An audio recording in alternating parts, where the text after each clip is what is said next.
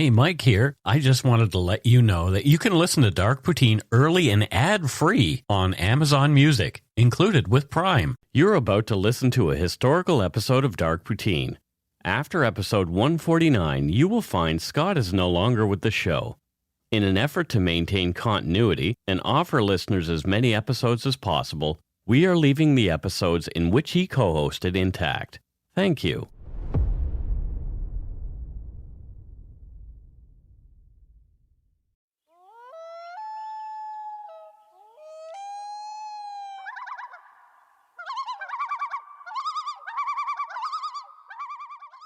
Welcome to Dark Poutine. I'm Mike Brown, creator and host. With me, as usual, is my good friend and co-host, Scott Hemingway. Say hello, Scott. Bonjour, mon ami. That was the extent of my French. But mon ami indicates a singular. Yeah. Mes amis. Well, I was talking to you. I was looking. Oh, also bonjour, mes amis. There you go. Yeah, mezzanine. Mezzanine. Mezzanine. Yeah. Hello, mezzanine. The views, information, and opinions expressed during the Dark Poutine podcast are solely those of the producer and do not necessarily represent those of Curious Cast, its affiliate Global News, nor their parent company, Chorus Entertainment. Dark Poutine is not for the faint of heart or squeamish. Listener discretion is strongly advised. We're not experts on the topics we present, nor are we journalists. We're two ordinary Canadians chatting about crime and the dark side of history. Let's get to it. Put on your toque, grab yourself a double-double and a Nanaimo bar. It's time to scarf down some Dark Poutine. Chomp, chomp, chomp.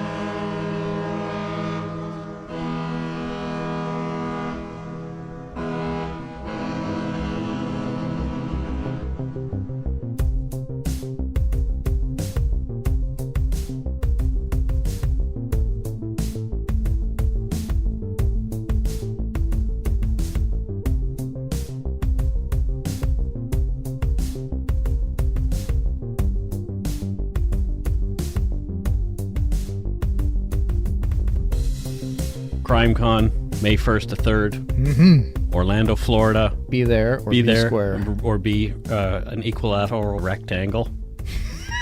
Yeah. And, yeah. That doesn't have quite the ring to it. Yeah. Go to crimecon.com to get your tickets. Hey, is there a password people should use? Well, there is a code for 10% off. They should be using Poutine 2020. That's 10% off. That's good savings, people. That is good That's savings. good savings. Yeah. And we would appreciate it. And yeah, so you get the 10% off of the very little enjoyment that we would provide. Well, thankfully there's a lot of other things. Exactly. Yeah, you can go to see the Captain and Nick from True Crime Garage, or Tyler from Minds of Madness, and Jamie from Murderish. Yeah. I mean, and we'll high five you for what that's worth. Sure. For what that's worth. We'll even get our pictures taken with you, or get a hug. To me, I'm excited to meet them. Yeah. So it feels like that's the way it feels for me too. It's like, what? You want your photo with me? What? What's wrong with you? Also, the Umber Yard is doing really well. We're exploding. So yeah, if you want to come join us on Facebook, do so. We're having fun there. Yeah, and there's been a lot less jackwagons lately, actually. So that's crazy. Being that we're growing. Yeah, maybe we grew past the jackwagon point.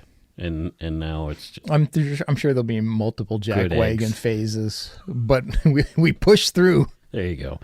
Also, if you're listening to this the day or the week that it drops, on Sunday, February 16th, we will be doing a live show at 12:45 p.m. at Fan Expo Vancouver in downtown Vancouver. It's going to be so fun. 12:45 post-meridian time. Geordie LaForge is going to be there. I know. I just think they keep announcing new people showing up. It's actually going to be He's going to be wearing his hair clip across his face. He should. He better be. Yeah. I'm going to bring one just in case. Yeah. And Christina Ricci is going to be there too. I know. Yeah. I know. Yeah. Well. Hopefully she loves podcasts. Something tells me she won't know. Oh, no. Oh, good God, no. Oh, hi, Scott from Dark Poutine. Maybe if Yardley Smith was there, she might know who we are because they follow us on Twitter. Oh, do they? Hey? Oh, yeah. So Lisa Simpson follows us on Twitter. That's pretty... not a big deal. But she's a true crime person herself. She absolutely is. And their show, Small Town Dicks, is fantastic. Well, there's been some controversy, but behind the scenes stuff. But whatever. Yeah. It happens. We've had our own controversies behind the scenes. We are controversy behind the scenes. We are absolute controversy. Oh, there's a band name. We are controversy. We learned, we just watched the Beatles' Magical Mystery Tour today. Oh, yeah? The really crappy psychedelic movie. Mm-hmm. And there's this song where this stripper is stripping and this blonde-haired guy is pretending to be Elvis. And one of the lyrics is Death Cab for Cutie. Oh, well, that can't be coincidence. It can't be. Nope. No. So there you go. Let's get to the show. Let's do that. This week we're back closer to home, and it will be the second episode in a row where we tackle a story from recent headlines. Mm-hmm. I've been waiting until the resolution of this case to cover it. Yep. And it happened on November 6, 2017, and that is exactly a week after our first show dropped. Yeah, I remember this, yeah. We mentioned it briefly in episode 2 because it took place in Abbotsford. Yep. The case was finally settled on Monday, February 3rd, 2020. That took a long time. Yeah. I was tearful a few times while writing and researching this episode. Oh, boy. I remember it and the details really well. Mm-hmm. This was a truly senseless crime. Thanks to the extensive coverage of these tragic events, we can present a good amount of background information on the victim specifically in this episode. Yep. So, on November 6, 2017, Constable John Davidson, 53, badge number 386 of the Abbotsford Police Department responded to a report of shots fired at the business complex at 3220 Mount Lehman Road in Abbotsford, BC. Just before noon, Constable Davidson pulled up on a black Mustang convertible in the mall parking lot. He opened the door and stepped out of his pickup truck to investigate the suspect vehicle that did not appear to be occupied. A man who'd been lying in wait nearby then ambushed Constable Davidson, shooting the uniformed officer from behind with a single 7.62 millimeter round from a Simonov SKS 1945 semi-automatic rifle. So it's like an AK-47 knockoff. Yeah, that's what I was visualizing. Yeah. As Constable Davidson lay face down in the parking lot, bleeding from his first wound, the man with the rifle strode up behind the motionless officer and coldly shot him a second time. Jesus. The gunman walked away from the slain man, tossed his rifle into the Mustang, got into the car, and calmly drove out of the parking lot and onto Mount Lehman Road. A 65-year-old Alberta man was arrested minutes later after the shooting. He was boxed in by pursuing police officers and shot twice in the face during the subsequent melee. Wow. Unlike Constable Davidson, the man's wounds were not life-threatening, and he lived to be charged with first-degree murder for taking the officer's life. Constable John Davidson was a Scottish immigrant, husband, and the proud father of 3 adult children. This is episode 111, Murder on Duty, Constable John Davidson. Wow, so yeah, a lot of that I didn't know. Because the trial and stuff, it didn't seem to be discussed a lot or public. I think because it took place 2 years after. Yeah.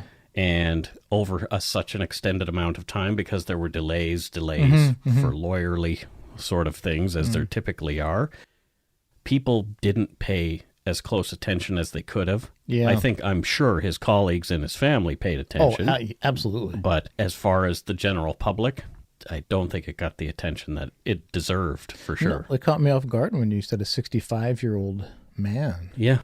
Wow. Yeah. So we'll get into what happened. Yeah. We haven't talked about Abbotsford much since episode 2 and 3 when we discussed the crimes of Terry Grant Driver, named the Abbotsford Killer, as his crimes occurred there. Oh, yes. Yeah, and Scott watched movies with him. Yes.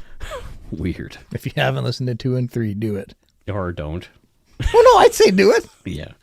Abbotsford, British Columbia, whose colonial development began with the gold rush along the Fraser River in 1858, is now a city of just over 153,000 people east of Vancouver on the Canadian-U.S. border just above Sumas, Washington.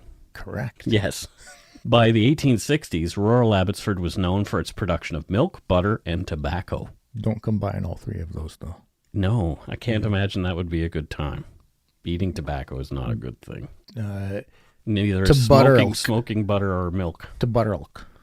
Okay. Yeah. Tourism Abbotsford notes, quote, "Home first to the Sumas and Matsqui, Abbotsford is where the city turns into the countryside. Our identity will always be rooted in the land that has sustained the people of this place for thousands of years." Sure. Lovely. We've joked that some people have called the city Abbotsford, but the community, led by its police force, has been working hard to clean up their streets. Yeah, absolutely. A lot of where we live has some pretty pretty unfortunate reputation that doesn't necessarily represent where we live, and so although there was a shooting right across the street and a hockey mom murdered across the other street. Let's not get bogged down in the semantics. God, that if you really think was about tragic. it. Yeah. Well, but if you live in downtown Vancouver, I'm sure you can also list murders but Abbotsford is a nice area. I've spent a lot of time there, and it's just your typical suburb. Yeah, the municipal police force, and I think it's one of 11 in British Columbia. Most of the other places have the RCMP. Yeah. The Abbotsford Police Department took over from the RCMP in 1995. Interesting. The department's website says that as of 2018, there were 219 officers in duty on the city. And the department's motto is Unus cum veribus duorum. Is that from Harry Potter? No. Which translated from Latin, it means one with the strength of two. Well, that's nice. It is nice. Yeah. The department's vision is one of strengthen the community. Their mission is to make Abbotsford the safest city in BC. And their 4 core values are integrity, honor, courage, and service. That's a pretty great mission to have. Right? Yeah. Abbotsford has had its issues with gang-related crime and drugs. In 2005, among cities with populations between 100 and 500,000 people, Abbotsford was first in the nation for property-related crimes and second in the number of violent crimes. I did not know that. Well, now you do. Now I do. Thankfully, this is in 2005. No, it's not. In 2008 and 2009, Abbotsford had the notorious distinction of being Canada's murder capital with 5.22 homicides per 100,000 people. And that's more than doubling the national average of 1.81 homicides per 100,000. It's a pretty terrible average. Yeah, not good. But in 2010, the murder rate fell closer to the national average at 2.3 homicides per 100,000. So, yeah, and that was some prime gang time as well. Yeah. And there was it's where a lot of gang heads and members lived. I was recalling that as I was writing, actually. Yeah. So in 2005, Abbotsford Police Department were hiring. Obviously, they want to build up their police force a little more, and what they want are experienced officers. So they were recruiting in places like the UK because they want people who were English speaking. Calgary has done that. I believe Edmonton has done it too. But one of the people who ended up coming over was Constable John Davidson. Oh, wow. He'd been working as a police officer for the Northumbria Police in the UK since 1993. So he had 12 years of service already. Yeah. But he wanted a new adventure, so he picked up his wife and kids, these three kids, and moved them to this city that he'd never seen before. Which kids always love. Yeah. So they were craving like an outdoor lifestyle, more active. He was a big bike rider and all that kind of stuff. So he was hired by the police department in March of 2006. That's awesome. John Davidson got into policing because he wanted to make a difference. He did just that in his 24-year policing career. He was no clock puncher. He was active working in patrol, the youth squad, and traffic sections during his tenure at the Abbey PD.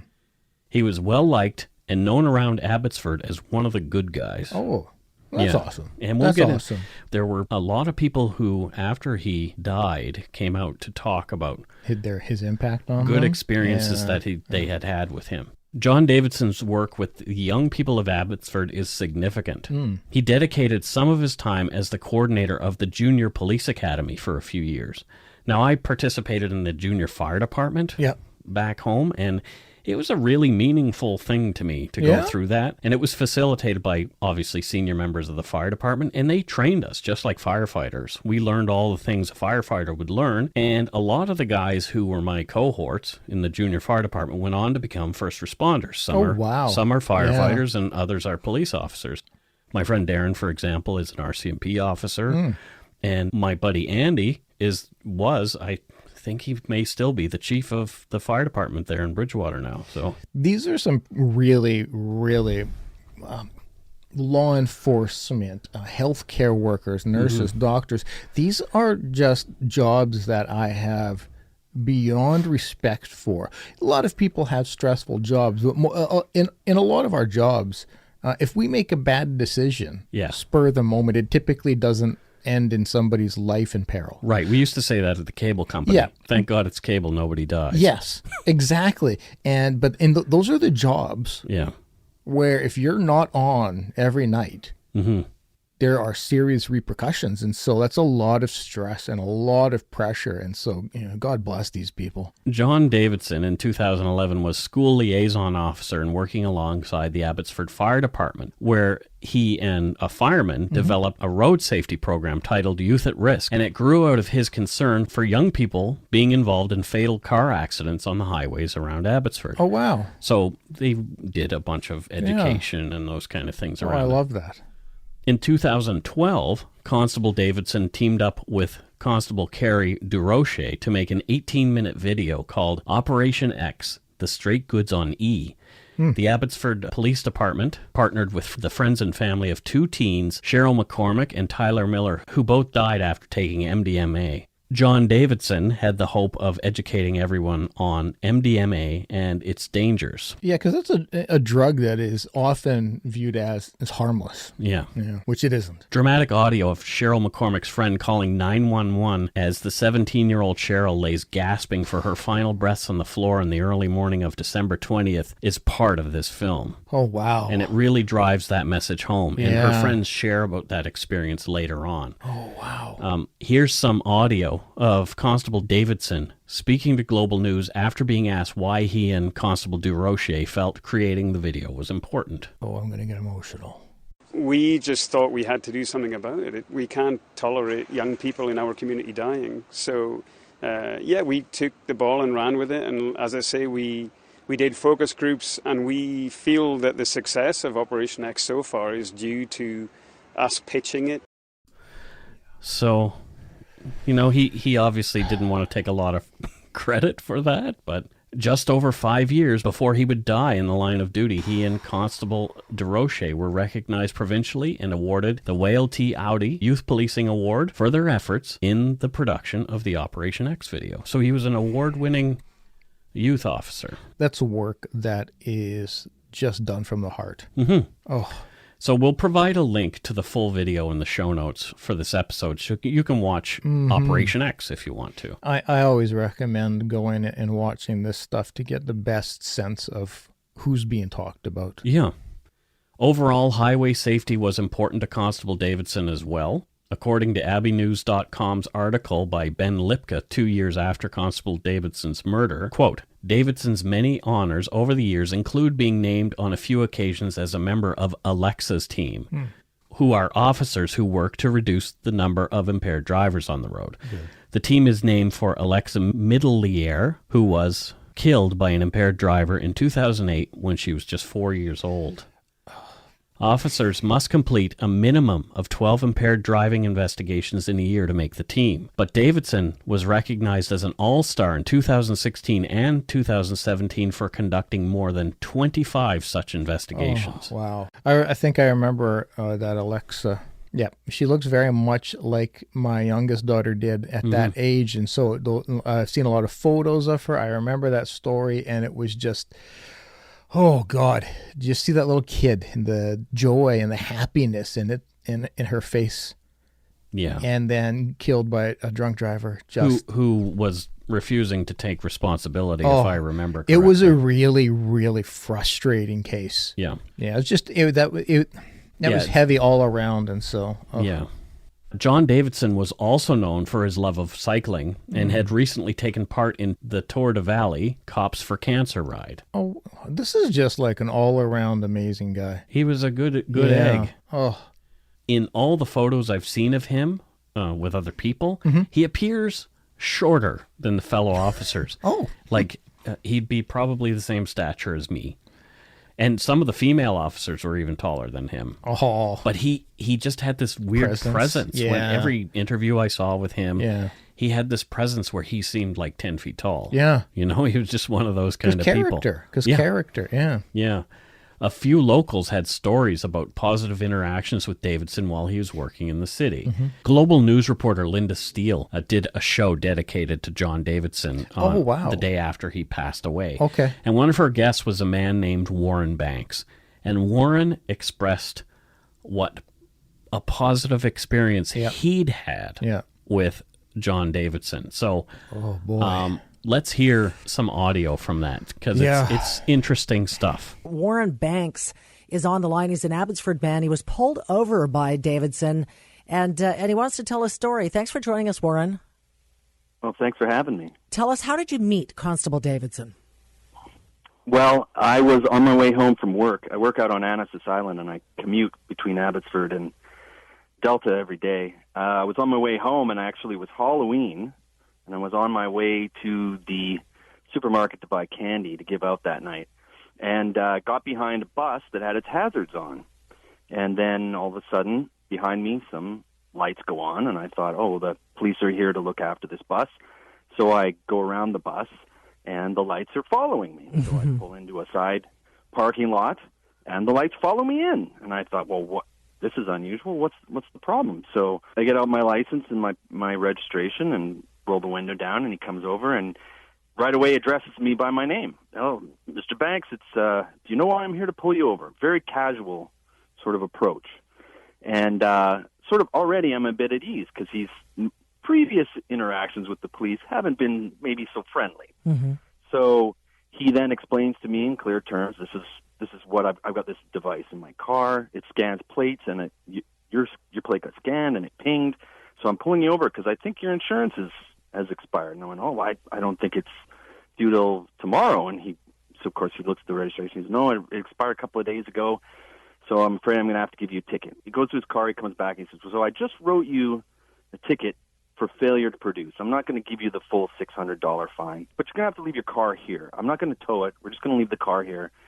You just have to go and get some insurance and come back and put it on your car, and then you're on your way. And I was like, well, thanks a lot. I really appreciate that, because I understand it's your discretion how you enforce the law, and you could have chosen not to, so I appreciate that.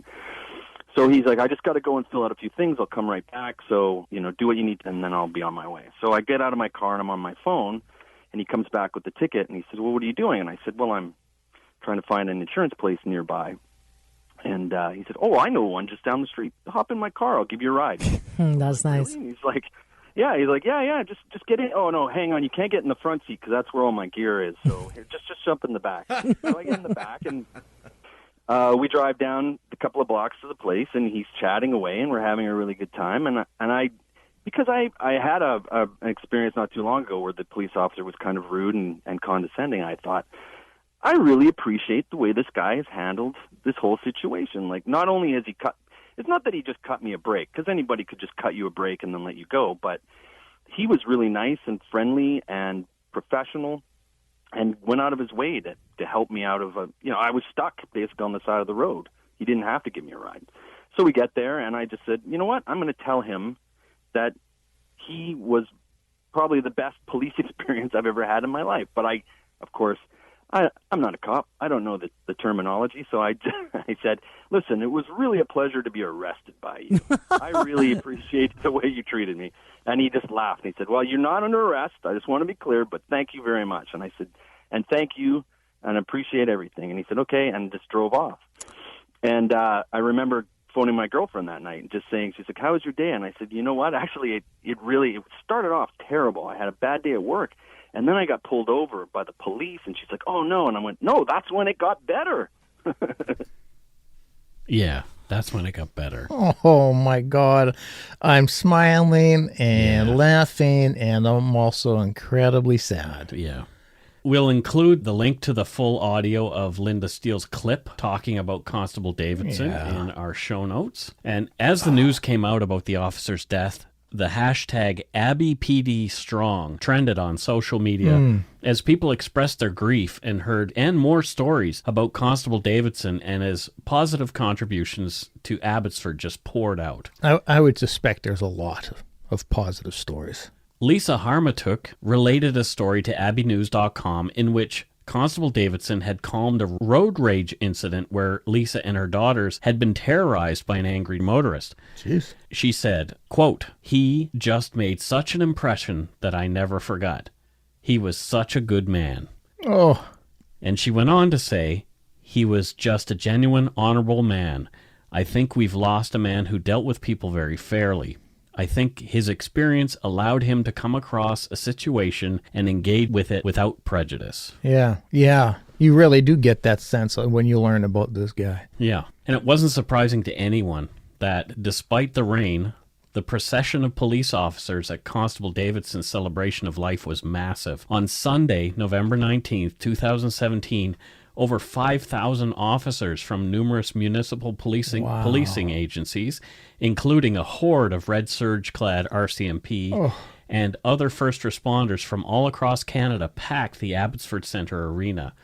And that's located at 33800 King Road in Abbotsford. Mm-hmm. And they were all there to support Constable Davidson's family, grieving friends, co-workers, and members of the community who had been touched by his empathy and positivity. What an incredible and understandable turnout. Yeah. Wow, 5,000. I'll have 4. And that'll be a great turnout. Followed by the fallen officer's family and other members of the Abbotsford Police Department, 8 fellow police officers acted as pallbearers. They silently brought John's casket into the arena, draped in a Canadian flag, as the crowd watched. Oh. And the whole thing was broadcast on CBC and I believe Global, the whole 2.5 hours. Yeah, I remember. I didn't watch the whole 2.5 hours, but I do remember the broadcast. Another 2 officers followed behind, and they were carrying pillows. One was bearing Constable Davidson's hat from the Abbotsford Police Department, and the other bore his custodian helmet, more commonly called a Bobby's hat, from his time in the Northumbrian police force. Okay, yeah. And the 2 head covers were placed solemnly on top of the casket, side by side. Whew. Yeah. Oh. During the service, with mournful bagpipe music and a video memorial, many police, friends, and family members spoke, including John Davidson's siblings, who'd made the trip from overseas to see their brother off. Right? Not something they should have ever had to do. No. But it was Constable Davidson's 3 adult children, Drew, Dina, and Faye, that brought the gravity of the loss home. The trio fought tears and held each other as they said goodbye to their father. Here are some heart-wrenching highlights of their memories of their dad. Grab your tissues, folks. This is a tough listen. Oh, God. First, we hear from John's eldest daughter, Dina. I'm Dina. This is Faye, Andrew. We just wanted to say a few things about our dad. There was something about the way he protected and cared for us that made him seem invincible. He was modest to the point of never mentioning his accomplishments, and if he did, he made it seem like it was nothing. He was such a fun and playful dad. He was always getting into trouble with Mum. She would always say, "You always take it too far," because he would literally play fight with us as if he was our equal, and he would either end up accidentally hurting us or tickling us to the point of crying. And that's when we were way younger, too. I'm not talking about now. Which just goes to show what a kid he was. Oh, man. Next, John's youngest daughter, Faye, shared some of her memories. She was so distraught, her siblings held her tightly as she spoke. Oh my God. It's hard to properly capture in words just how special Dad was, in a way that does him justice. He was strong, intelligent, hilarious, sarcastic, humble, and a real piece of work. He was a tough father, but we always knew that he loved us so fiercely, and he held our well-being as his highest priority. Dad had such a powerful sense of what was right and wrong that showed through in everything he did. It's agonizing to picture a future without his guidance and support. But we'll always be able to imagine his harsh Scottish accent cheering us on. Oh, fuck. Yeah. Oh, God. John's 24-year-old son, Drew, was the last of the children to speak. I can't begin to put towards the immense gratitude we're feeling towards our family, friends, colleagues, and the local, national, and global community. We've never felt more loved and supported, and I wish I could meet, thank, and hug every single one of you individually. Everything I could say about my dad has already been said today by much better public speakers than me. He's already been described perfectly as the hero and, more importantly, the human being that he was. Instead, I'd like to read you a poem. It's also on the back page of the program. My family and I feel these words are direct representation of what John Davidson would have said to all of us today, if only he could. If I Should Go, by Joyce Grenfell. If I should go before the rest of you, break not a flower, nor inscribe a stone, nor when I'm gone, speak in a Sunday voice, but be the usual selves that I have known. Weep if you must, parting is hell, but life goes on, so sing as well. Thank you.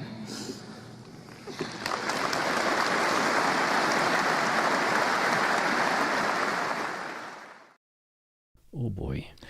If you didn't catch that poem, I'll repeat it. It's called If I Should Go by Joyce Grenfell. And it goes, if I should die before the rest of you, break not a flower, nor inscribe a stone, nor when I'm gone, speak in a Sunday voice, be the usual selves that I have known. Weep if you must, parting is hell, but life goes on, so sing as well. And with that, we will take a break, and we'll be back.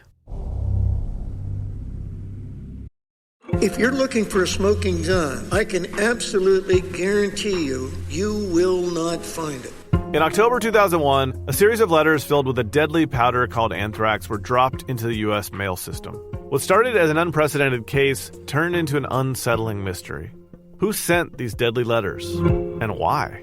From Campside Media and Sony Music Entertainment, I'm Josh Dean, and this is Cover Up Season 4, The Anthrax Threat, available now.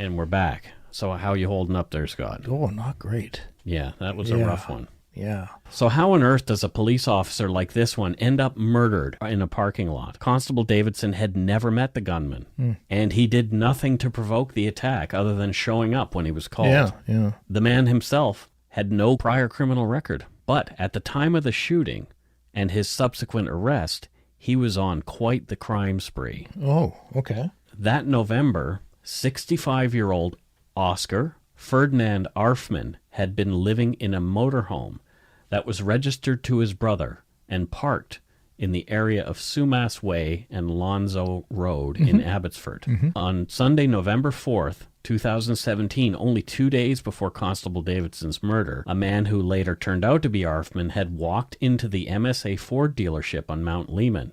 He said he wanted to test drive a black Mustang GT convertible that they had on the lot. A plastic harness with a dealer plate inside was affixed to the back of the car, as it didn't have any plates on it. Yeah. The man was handed the key fob for the vehicle, hopped in, and drove the car off the lot, and didn't come back. Oh, okay. That's not how buying a car works. No. So the car was reported stolen, and video surveillance at the lot captured the thin man with scraggy hair and a mustache driving off in the expensive sports car. Yeah. Yeah, not the... this is not the most stealth way to... No, but he got away. Yeah? On November 6, 2017, the morning of the murder, at 9:45 a.m., the same man walked into the Honda Way dealership just down the block in the same auto mall as the Ford dealership the Mustang had been stolen from. Wow. This time the man had his eye on a 2016 purple Dodge Challenger. This car, too, had dealer plates attached to the trunk again. When he was handed the key fob by an unsuspecting salesman, he simply got into the car and drove off the lot and didn't return. So he's got two stolen cars. Vehicles now. Yep. So at 11:20 that morning, parked in a handicap spot at the Quiznos in the mall across the street from the auto mall was a black Mustang GT convertible. Corey Thomas was the lot manager from the Ford dealership, and he saw the car and immediately wondered if it was the same one that had been stolen from their business 2 days before. It was like literally across the street. Oh, my God. There was residue of the dealer decals still in the windows. Oh, my God. But the car now had an Alberta plate on the rear. Corey blocked the Mustang in with his blue Ford F-150 and called the office using his cell phone to see if the vehicle's VIN number matched the one from the stolen car. Yeah. And guess what? It did. It absolutely did. Another employee of the Ford dealership, George McDonald, came across the street with the spare fob for the car around 11:30 a.m. The pair didn't open the car, but looked inside the windows. According to court documents, they, quote, saw a brown briefcase, plastic bag in the back seat, and a white blanket rolled upon the floor and seat. One end was on the floor and the other end angled toward the driver's side. It was rigid, about 3 to 3.5 feet long and 8 to 10 inches wide. Okay. Abbotsford police were called, and Corey and George went inside the Quiznos to wait for them to come. Yep. Corey left his blue truck blocking the Mustang in so it couldn't be driven for sure. away. I get that, yeah.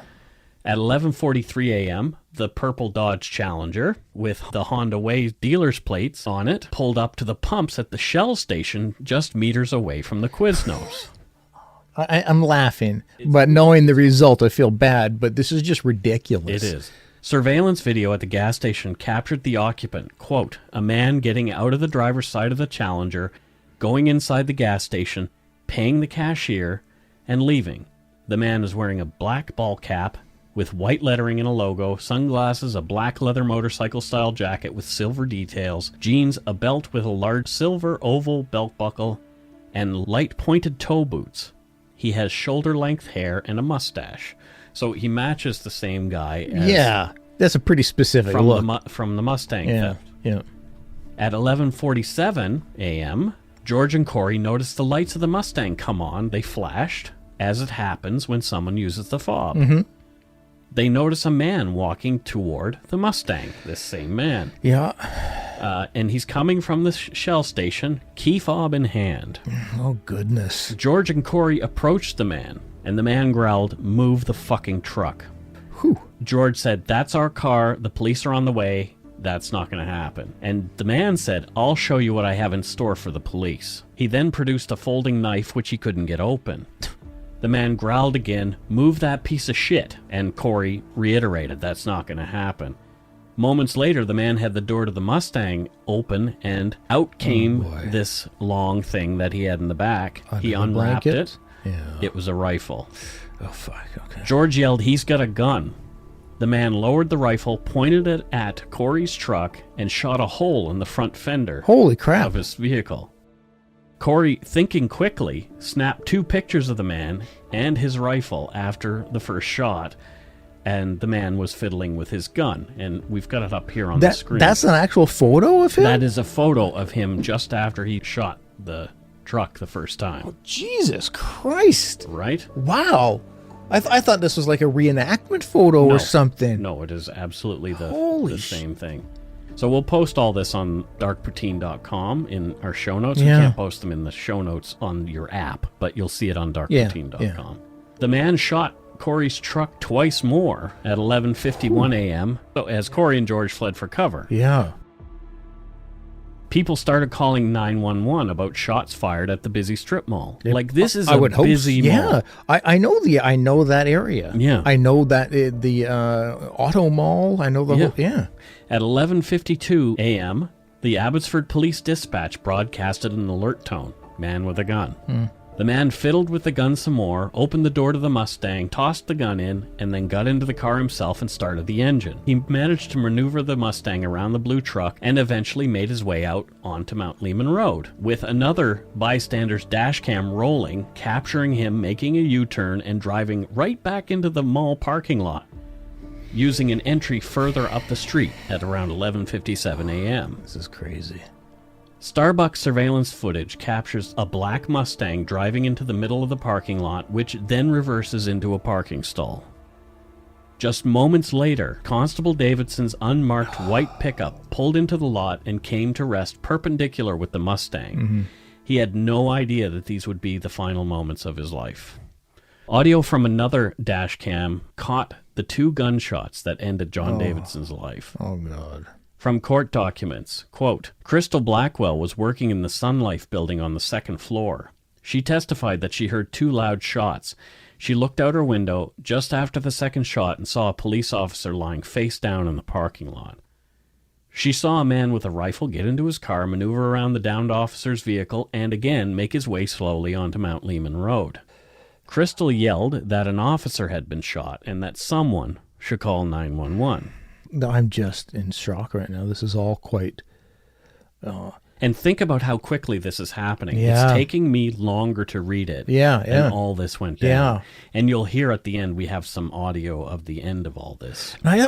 I just always assumed this happened late at night when it's middle of the day. Middle of like literal noon. Middle of the day. It's noon. Yeah. And all this chaos is happening. Crystal then ran out to the officer, grabbed his radio, and tried to call for help, but it did not work. Her voice can be heard on the radio transmissions. The officer was lying face down, his hands above his head. There was a blood trail growing in length coming from his body. He never moved. She could not hear breathing. Yeah. She saw no signs of life. Oh, this poor lady. So that's a heavy, heavy trauma right there to have to witness. She was later asked why she'd run out, potentially endangering her own life. And Crystal said it was because she didn't want him to be alone there. Oh. A policeman carrying a rifle arrived moments later, as did another man who said he could help, as he was a trained first responder. Calls of "Officer Down" went out across the Abbotsford police radio band, and other officers then began racing toward the scene. Yeah. Heroic efforts were made to save the life of Constable Davidson at the scene and in the ambulance that carried him to Abbotsford Regional Hospital, and arriving at around 12:25. He was formally pronounced dead at 1 o'clock in the afternoon. Oh, my God. From court documents, quote, Constable Sean Alton testified that he was on duty on November 6, 2017, driving a marked police vehicle. He responded to the tone alert broadcast at 11:52. The initial report was shots fired at Mount Lehman. Yeah.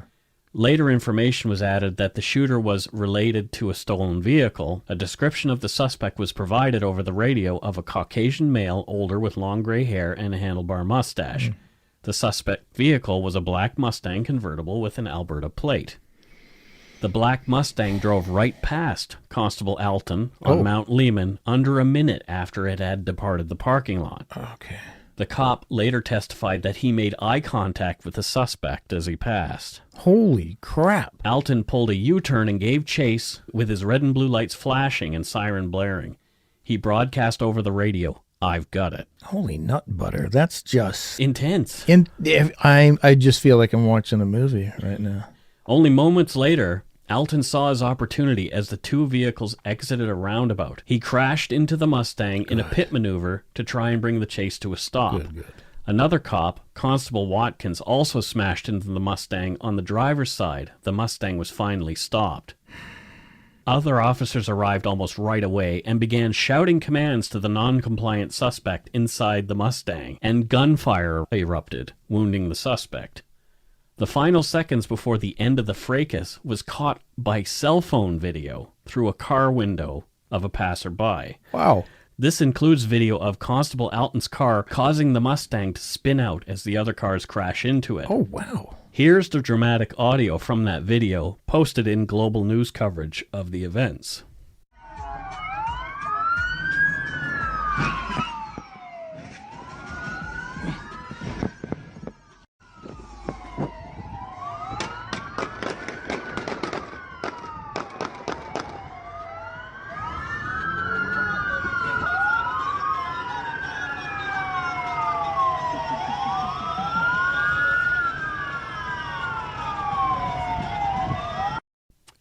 Holy shit, imagine being this fella. As the police car hits the car from behind, it's right beside him. Oh my God. We'll post the whole video for everybody to watch on darkpoutine.com. Oh my God. But and all that gunfire. Yeah.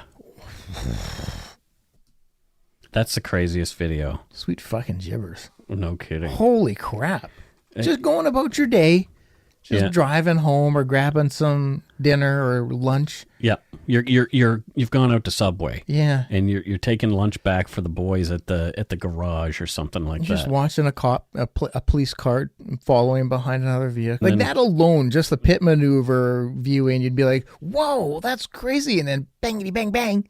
Yeah, and it's not often that the police will actually discharge their weapons in public like that, especially such a busy place. Yeah.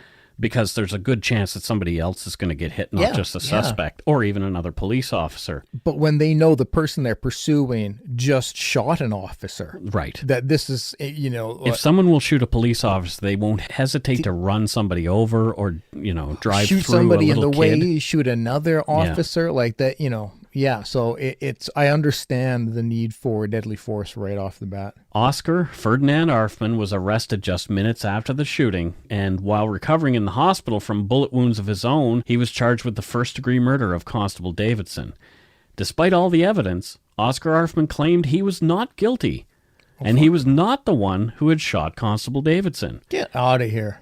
It had to have been someone else, he said. Aside from the photo of you. With the gun holding yeah. Although Arfmann had a history of schizophrenia, he was determined fit to stand trial for the murder of Constable Davidson. According to court documents, quote, Dr. Jason Morin is the forensic pathologist who performed the autopsy on Constable Davidson.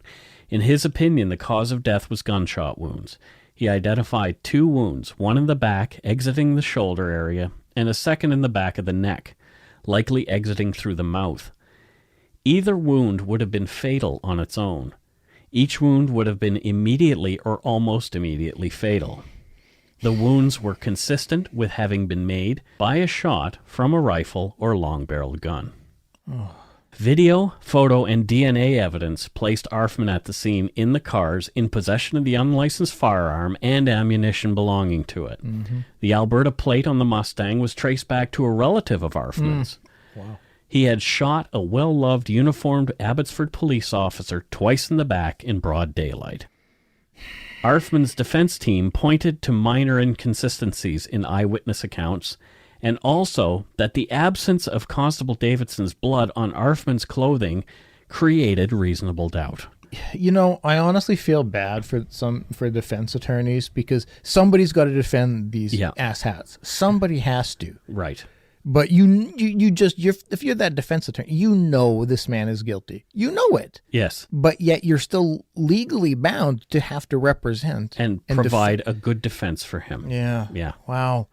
The trial judge, the Honorable Madam Justice Ross, found that the evidence showed that Arfmann had committed the murder of Constable Davidson. Yeah. Arfmann's statements made to Corey Thomas and George McDonald about his plan for the police with, I'll show you what I have in store for them when they show up, was enough to ensure that this was first-degree murder. Yep. He had planned to kill the cop that day. John Davidson just happened to be the person who arrived. Yep, and there's no self-defense. There's no nothing. Nothing. You were hiding and shot him. Yeah, 100%. Oh, my God. On February 3rd, 2020, that's right, this week, Oscar Arfmann heard victim impact statements and was sentenced. Here's a portion of Global News' Grace Key giving a report on his sentencing. Constable John Davidson would have been in his element with grandkids climbing all around him. His daughter Dina said her future children will never know the most amazing grandfather they could have had. Davidson's widow and 3 children fought back tears as they read victim impact statements in a New Westminster court. Davidson's widow says, "The first thing I see when I wake up is John falling to the ground face first. I can't imagine the feeling of intense pain throughout his chest, hoping he didn't remain conscious to feel the pain." Youngest daughter Faye was 19 when Davidson was shot and killed.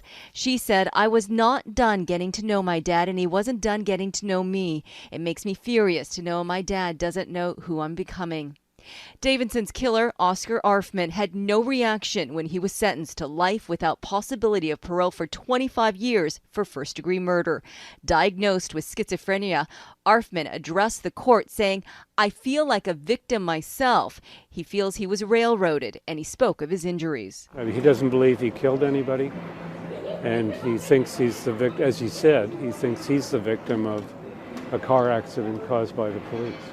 The Davidson family wish to thank everyone who played any positive part in the journey to today's sentencing. Outside of court, Abbotsford Police Chief Mike Sear read a statement from the family. This won't alleviate our struggles in the future, but anything less would have been unjust and an insult to John's memory. Constable Davidson was honored in a full regimental funeral with about 10,000 people coming out to say goodbye to a fallen hero. Grace Key, Global News. Oh, God. There's nothing I hate more than a killer who shows no contrition. Mm-hmm. Who just... You took a goddamn life. Mm-hmm. You took a life. Mm-hmm. Listen to those victims, the kids. The least you can do is feel shitty about it. Yeah. It's the least you can do. He continues to claim that he doesn't remember doing any of this, that it had to have been somebody else, and that, as his lawyer mentioned in that clip, he is the victim of a car accident caused by the police, after which they shot him. I'm not saying I agree with... Let's give him the benefit of the doubt. If his schizophrenia had kicked in, or... Moment of psychosis. And he can't... Or 2 days of psychosis. And he can't remember having done that. Mm-hmm. Any sane person, once presented with all of those facts, and if an appointed psychologist determined him to be fit for trial, you would think that after presented with those facts, you'd say, God, I don't remember doing that, but oh my God. I think it was the fact that he told these other two men that I'm going to show the police what I have in store for them is what sunk him. Yeah. Because he wasn't saying aliens have told me to do any of this. He was acting incredibly irrationally, but he wasn't acting as if he didn't know what he was doing. That he didn't know what he was doing. Mm-hmm. Mm-hmm. Yeah. It's clearly somebody who has an axe to grind with authority. Yeah. And set up a scenario where he would be able to lash out. Yeah. The city of Abbotsford created a permanent memorial for Constable Davidson by way of a plaque. Good. Here's some Global News audio of the ceremony and dedication for that. And the last male you hear speaking is Abbotsford Mayor Henry Braun. We will never forget our fallen brother, Constable John Davidson. 1 year after Constable John Davidson was killed in the line of duty, Abbotsford police are adding his name to the city's Wall of Heroes. You know, I remember talking to John. My last conversation with John was after Cops for Cancer, and he was just so proud of being part of that event. Davidson stood out for his commitment to the community. He was passionate about helping youth and cycled hundreds of kilometers to raise money for childhood cancer. He's going to be missed, but this was an individual who thought of others before he thought of himself. There is a cost to freedom, and this unfortunately is one of those costs that sometimes things happen where people have to sacrifice their own lives so that we are free. Tanya Beja, Global News. Yeah. Wow. Yeah. So that's it for this week's case. Such conflicting emotions I have, because I'm just so happy at who he was. Yeah. Hearing about him. But about he was the things he's stolen done, from. I feel happy. Like, what a wonderful man. Wow, what a great man. And then hearing how he was taken. Mm-hmm. And then hearing how there was zero remorse from the killer, hearing the impact from his family. Yeah. And witnesses, and just, oh my God. Another reason I wanted to follow up last week's case with this one in particular, not only is it because it was in the news, but also because last week was a tough one for the police. Mm-hmm. Yes. And this one shows the opposite of that. Yes. So there are cases where there are many cases of police officers like Constable Davidson. Oh, for sure. And they go sort of unsung. They do. We don't hear about a lot of policing until something goes wrong. Yeah. You know? And in this case, something went wrong. Yep. But it wasn't anything that Davidson did. What went wrong was somebody murdered him. Yeah. In cold blood. Yeah. And I think the vast majority of law enforcement officers are like like this fella. Many of the people who I know, and I have family members who are police officers and lots of friends. Yep. Many of those folks give their time, to the community. Yeah.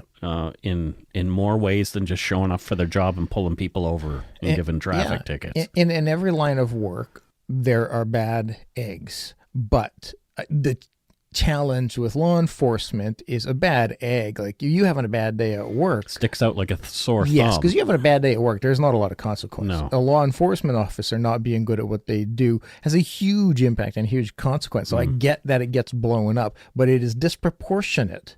Yeah, to the hidden amazing things that law enforcement officers are doing. Like how many people do they pick up to make sure that they're not hit by a car when they're staggering around drunk and, all kinds of things like this. But anyway, it is time once again to lighten things up a bit. Oh, thank God. Thank God. Yeah, that one was a heavy one, Scott. Yeah, can I have a nap before we do this? I warned you. Jesus. I totally warned you that it was going to be tough. All right. These voicemails better make me laugh. I doubt it. Let's do some voicemails. Speaking of those, I can't fucking take it if it's gonna be Scott. You, Scott, you're a dink. Too many ums and ahs. Stop saying absolutely. I absolutely will not. I don't think absolutely is a problem. I don't think so. No, I don't have a problem with it. Absolutely. Oh boy. Well, let's look at this one. I don't know where this person's from. Let's hear. Hello, Mike. Hello, Scott. This is Mark Dobrovolsky. I'll leave it up to Scott to say where I'm from and what I do. After all, we know he doesn't make this stuff up. He's practically psychic. So I'll leave that to Scott. I do have a suggestion for an upcoming show. Sometime back, you gave us a behind-the-scenes look at Dark Poutine.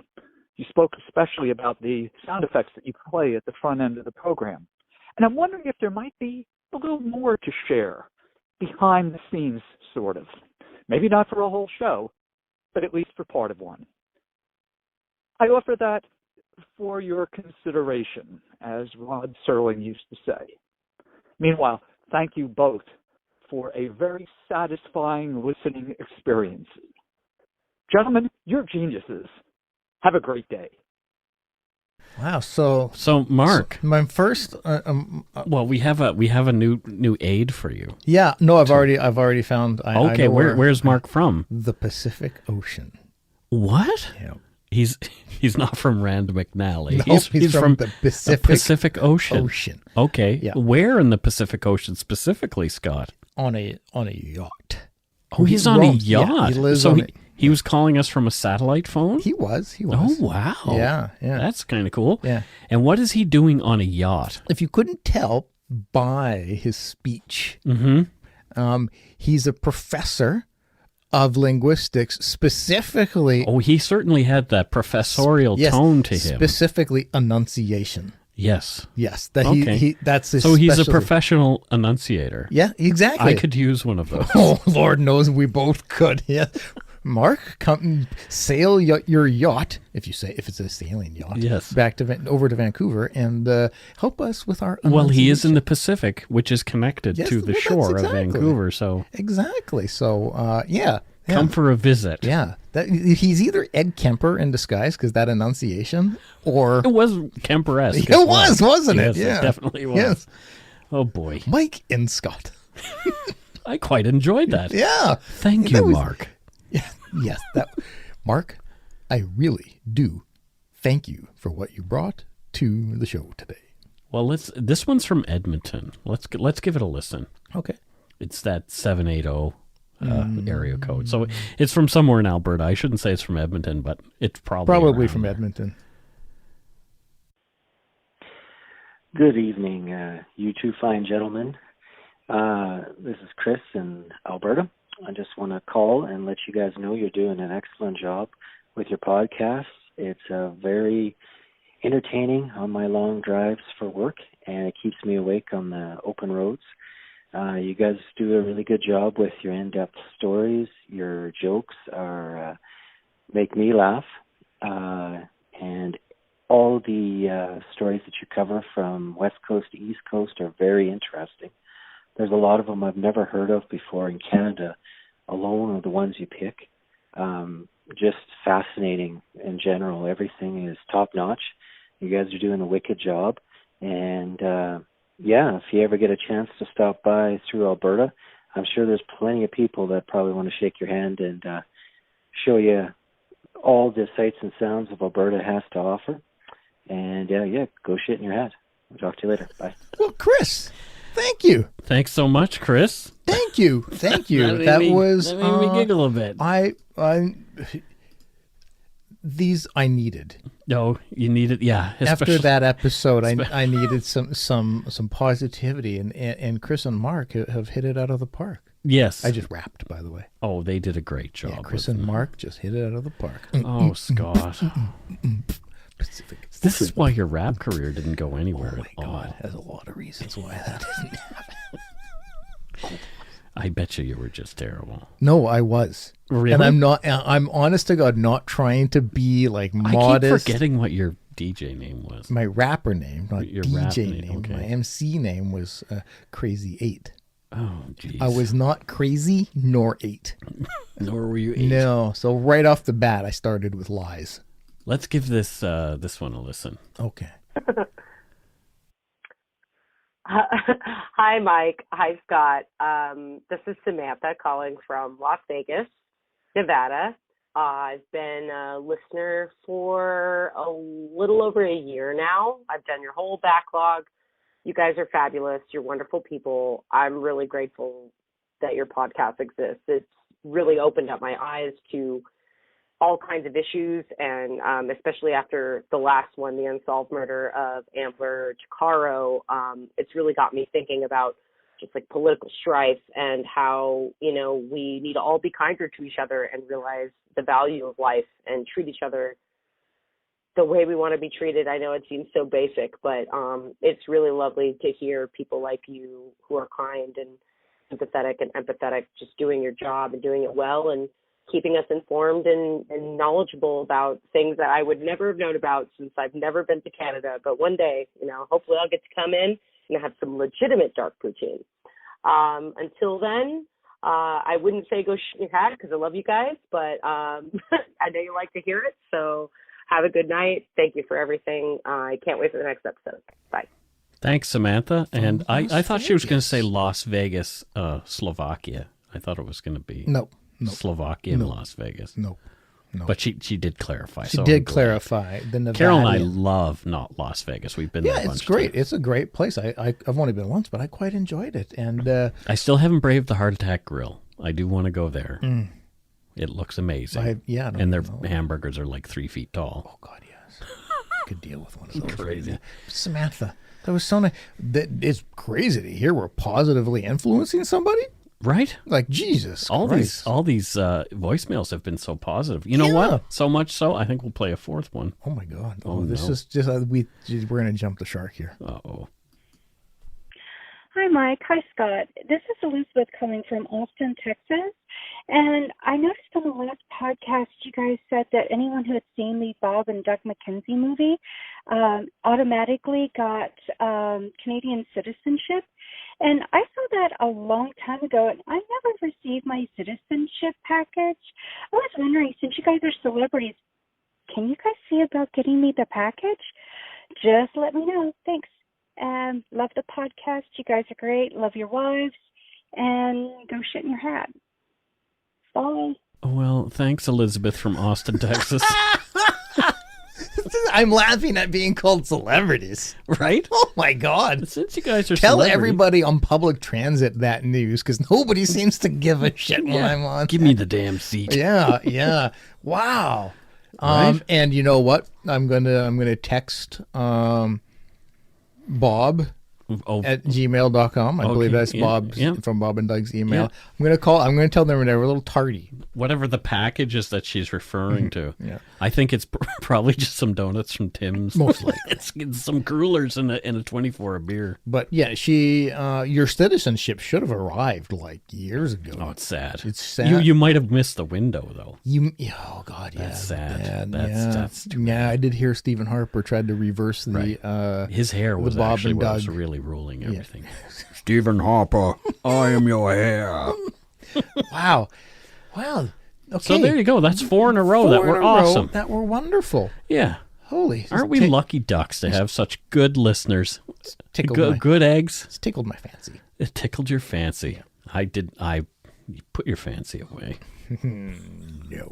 Scott will send you pictures of his fancy if No.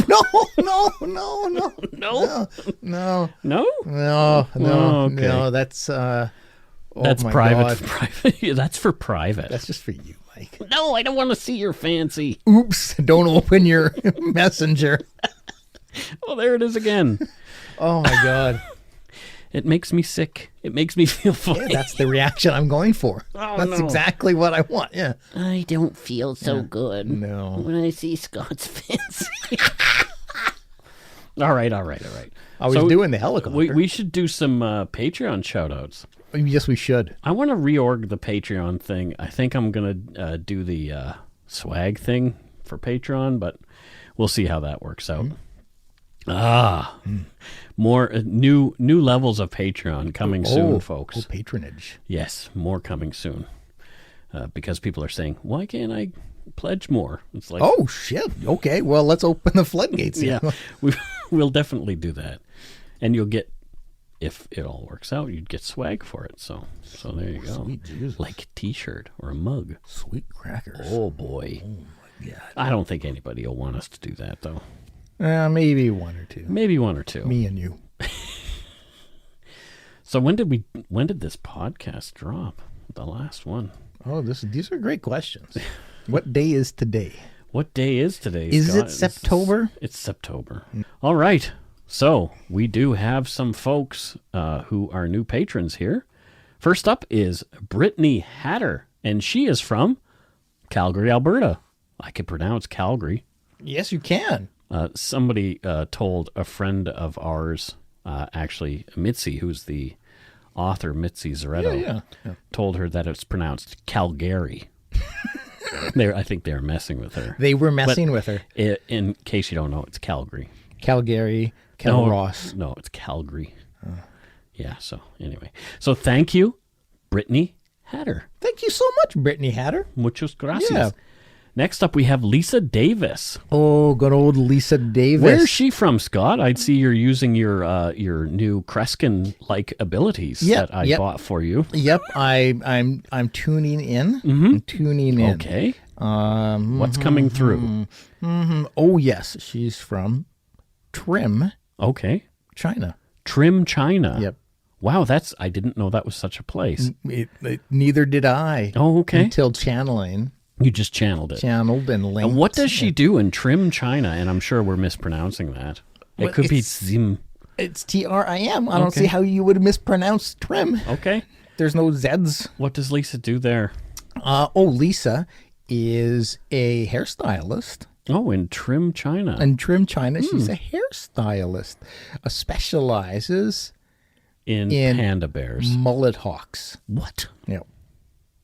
It's like a mullet, so you've got the long in the back. It's sort of like a faux hawk with a mullet. Yeah, it's like full on big mohawk. Oh wow! Some big mohawk on the top, transitions as it starts to go back and fade back. It transitions into a glorious mullet. So it's punk rock on the top and party in the back.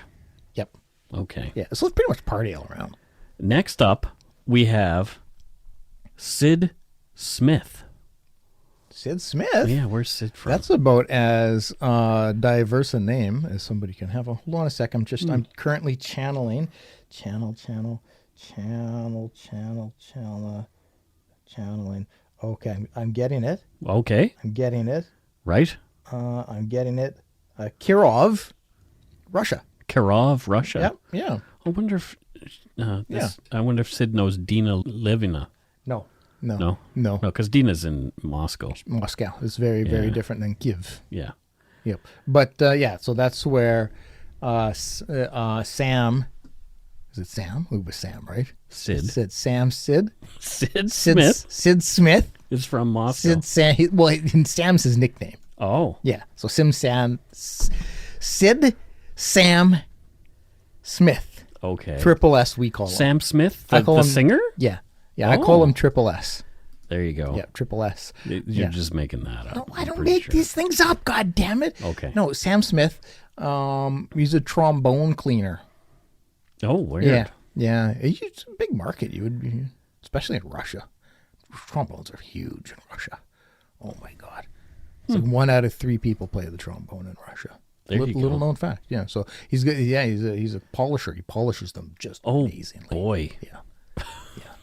That's you want a shiny fucking trombone? Sid's your guy. Sid's the guy? Sid's the guy. Next up we have Kelly Moore. Yeah. Oh no, we did her Kelly Moore Civic. We did Patty Hurdle. Yeah, because I remember Patty Hurdle's not a Hurdle. Brittany Pendergast. What a great name. Yeah. Yeah, Brittany Pendergast. Where's Brittany from? Pendergast, Alberta. Okay. Yep. You didn't use your tools. So. No, because I know her very well. Okay. Yeah, I know her very well. Interesting. Yeah. And what does she do there? Well, what do most people do in Alberta, Mike? They either work in the oil industry. They might be cattle farmers. Mm-hmm. Those are Well, think more popular. More popular than that? Yeah, more popular than oil. Plays for the Calgary Flames. No. Edmonton Oilers? No. Works at Chevron. Oh, fair enough. Yep. There you go. It's a good gig. Thanks, Brittany from Chevron. Yeah. in Alberta. Yep. So, I mean, I guess you could say she does work in the oil industry. Fair enough. Yeah. It's a good. It pays the bills. It pays the bills, and bills need to get paid. They definitely need to get paid. So it looks like we had some people send us some donut money. Oh, great. Which is nice. I always appreciate that. We had Kara Sentence, and it looks like she spells sentence A-N-C-E rather than E-N-C-E, so I'm probably mispronouncing it. Well, no, I think it seems right. Kara Sentence. Sentence. And she said, just now listen to the last Halloween episode. Had to send donut money after hearing you so vocally support the preservation of this holiday.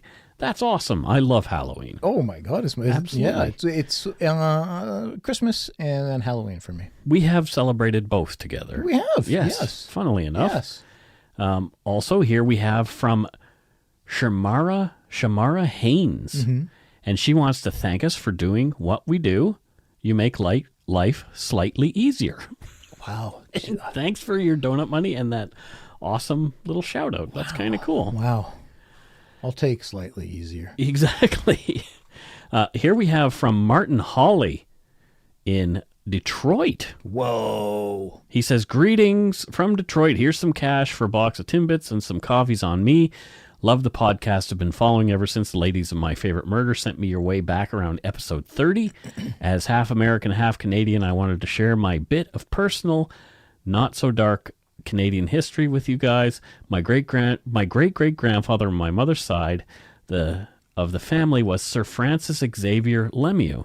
Oh. Sir Francis was a Quebec City lawyer who came to fame as leading the defense team for Louis Riel during his trial for high treason after he led the Red River Rebellion. Yeah. Sir Francois lost that case, and Riel was executed for high treason, but it worked out in the end. Sir Francois, I mispronounced it earlier. Sir Francois eventually became a member of the Legislative Assembly of Quebec, then a judge in the Quebec Superior Court, and was knighted in the Order of Canadian Knights Bachelor in 1915. Oh, damn. How can we get that? I think we should be knights. I think we really should. Yeah. What would we do with such power, though? Keep up the good work. The show is fantastic. Go Red Wings. Have a nice day and go shit in your hat. Well, you lost me at Go Red Wings. Yeah, well, I don't think they're so great anymore. Stevie Y was amazing. Yeah. Detroit, was that the Windy City? We understand. Is that the Windy City, or is that Chicago's the Windy City? Detroit's the car city. I don't know, something like that. So here we have we have another Donut Money, and it's it's Garbo Pete from Queensland, Australia. That's a very Australian sounding name. Garbo Pete. Exactly. I enjoy listening to Dark Poutine while I take out everyone's empty beer bottles and Wheaties boxes for recycling. Oh. I appreciate that you can approach what are sometimes ghastly stories. I'm just going sideways. With such respect to the victims and the whole timber yard community you guys have created. Go shit in your hat from sunny Queensland. Go get yourself some Timbits and a cup of coffee. Oh, thank you so much. That's awesome. Yeah, thank you. Thank you. I got a warm spot for Australia. Yeah. I go because it's warm. And you've been there. And I've been there. Which I would like to go there one time. Places. Yeah, it's great. So thanks to all our patrons and Donut Money senders, past and present, for your pledges and throwing a little bit of cashola our way. We really appreciate your support of the show. If you want to help support, you can do so at patreon.com/darkpoutine, or for one-time support, you can send us some donut money via PayPal at our email address, darkpoutinepodcast@gmail.com. If you don't already, it means a lot to us if you subscribe to the show. Find us on iTunes, Podcasts, Stitcher, TuneIn, Spotify, or wherever you get your on-demand audio. Somebody sent me an email. Now, I know I say Spotify at the end of every show, but maybe this person doesn't listen to the very end, because she said, when are your shows going to show up on Spotify? Oh, great news. Yeah, so I sent her the link. It was like, yeah, they've been there for 2 years. Here's the link.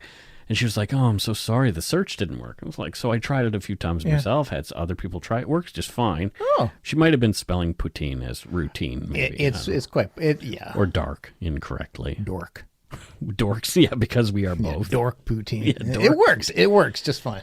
You can easily rate us now on podchaser.com. It's like IMDb for podcasts.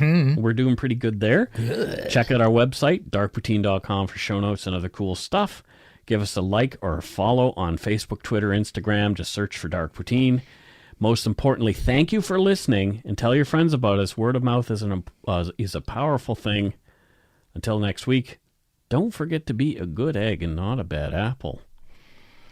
Bye-bye, everybody. Goodbye.